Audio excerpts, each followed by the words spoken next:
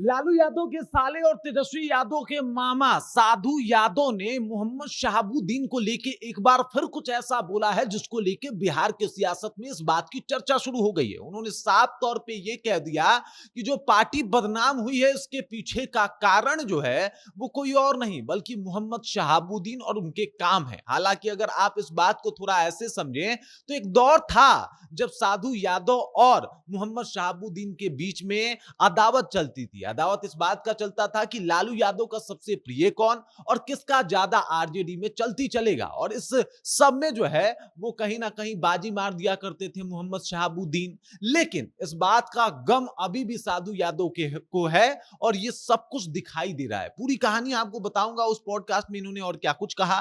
तेजस्वी यादव को भी नसीहत दी है, उसकी भी चर्चा करेंगे। लेकिन ये वाला मुद्दा एक बार फिर से जो है वो बिहार की सियासत में जो है वो जंगल में लगी आग की तरफ फैल रहा है। हर तरफ इस बात की चर्चा हो रही है। तो चलिए भाई साहब हम भी इसके ऊपर चर्चा कर लेते हैं। लेकिन उससे पहले मेरा परिचय जान लीजिए। मेरा नाम है रजत और आप जनता जंक्शन देख रहे हैं। सबसे पहले देखिए, एक दौर था साधु यादव का दौर था और ठीक उसी टाइम जो है वो मोहम्मद शहाबुद्दीन का भी दौर था। मतलब राबड़ी देवी जो है वो मुख्यमंत्री बन गई थी और उधर जो है वो लालू यादव जेल में थे। समस्याएं बड़ी अलग थी।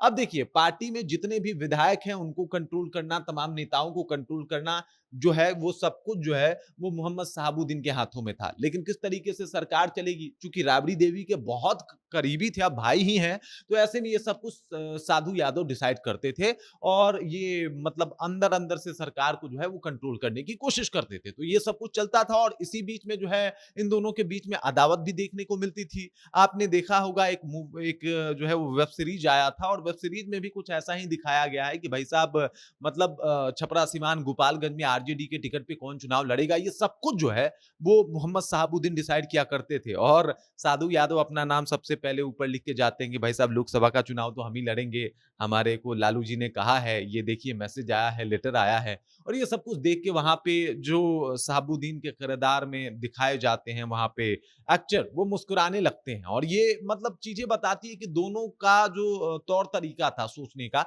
वो बहुत ज्यादा डिफरेंट था। लेकिन एक और बात है, एक इंपॉर्टेंट बात यह है कि इस दरमियान साधु यादव ने यह कहा कि जब तक मोहम्मद शहाबुद्दीन थे हमारा मजाल नहीं होता था कि हम उनके खिलाफ खड़े हो जाएं या उनके खिलाफ खड़े होकर कुछ बोल दें। ये बात साधु यादव का कहना है। साधु यादव कह रहे हैं कि भाई साहब हम में इतनी हिम्मत नहीं थी कि उस वक्त शहाबुद्दीन के खिलाफ कुछ हम बोलते।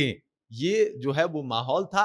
और मोहम्मद शहाबुद्दीन का और सबको पता है कि भाई साहब छपरा सिवान गोपालगंज में वाकई वो डिसाइड करते थे, वो लालू यादव को बताते थे कि भाई साहब इसको चुनाव जो है वो लड़वाना चाहिए, इसको टिकट मिलना चाहिए। और उस वक्त शहाबुद्दीन खासा करीब हुआ करते थे लालू यादव के। बाद में चीजें बहुत ज्यादा बदली और अब तो देखिए उनके बेटे ओसामा साहब भी आरजेडी में आ गए हैं, उनकी पत्नी जो है वो हिना साहब भी जो है वो आरजेडी में आ गई हैं। लेकिन तब दौर दूसरा था और अलग तरीके से आरजेडी में एक तरीके से कहा जाए तो शहाबुद्दीन का अपना इम्पैक्ट था।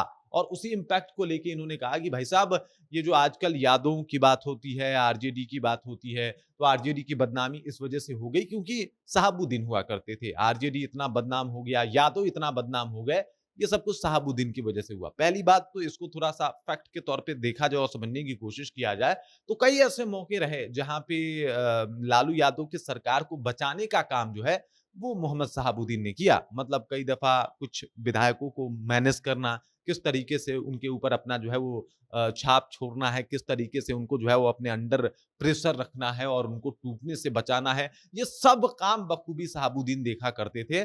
और कई दफा ऐसा होता था जब फंडिंग से लेके और विधायक मैनेज करने तक ये सब कुछ करते थे और अपने अकेले कंधे पे जो है वो पूरा लालू यादव का सल्तनत जो है उसको संभाल लेते थे। कई दफा ऐसा आया, राजनीति में मौका आया।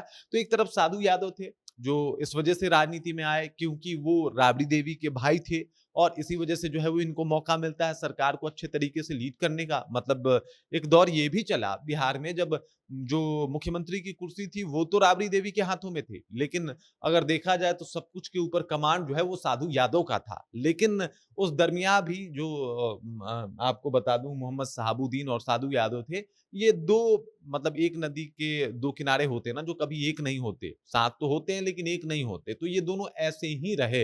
लेकिन इस दरमियान जो चौंका देने वाला खुलासा इन्होंने पॉडकास्ट में किया वो ये था कि भाई साहब हम शहाबुद्दीन के सामने बोल नहीं पाते और शहाबुद्दीन ही वो शख्स हैं जिनकी वजह से आरजेडी बदनाम होता है। अब देखिए आरजेडी के बदनामी के पीछे कई सारे कारण आ जाते हैं। एक आध तो काम जो है वो साधु यादव का भी याद वो कर लेता है कि भाई साहब ये सारी बातें हैं। मैं उन कामों को याद नहीं दिलाऊँगा, ना ही शहाबुद्दीन के बारे में अभी बात करूँगा। मैं बस ये बताने की कोशिश कर रहा हूँ कि ये कहना है साधु यादव का कि हमें डर लगता था किससे? शहाबुद्दीन से। अब चलिए वापस आते हैं। इन्होंने तेजस्वी यादव को भी कहा कि भाई साहब जनता के बीच में जाओ, 2-4 10,000 लोगों से रोज़ मिला करो। जो लोगों के बीच में रहता है, जो जनता के बीच में जाता है, वही एक दिन नेता बनता है। और ये सजेशन तो मुझे लगता है कि हर किसी ने तेजस्वी यादव को दिया होगा या फिर जो भी उनको चाहता है कि वो राजनीति में बने रहें, वो आके देते हैं। साथ ही साथ इन्होंने ये भी कहा कि कुछ अपने जो आपके मित्र हैं, कुछ ऐसे मित्र हैं, उनसे दूरी बनाओ। अब ये किसके ऊपर इशारा था, ये आप सब लोग समझ गए होंगे कि भाई साहब वो किसको जो है वो टारगेट कर रहे हैं। बाकी साधु यादव के इन बयानों को लेके, मोहम्मद शहाबुद्दीन को लेके, लालू यादव शहाबुद्दीन के रिश्ते, तेजस्वी यादव की अभी राजनीति को लेके आप क्या सोचते हैं? आपके ज़हन में क्या कुछ चल रहा है? कमेंट कीजिए, अपना विचार हम तक पहुँचाइए। बाकी आप देख रहे हैं जनता जंक्शन और मेरा नाम रजत है।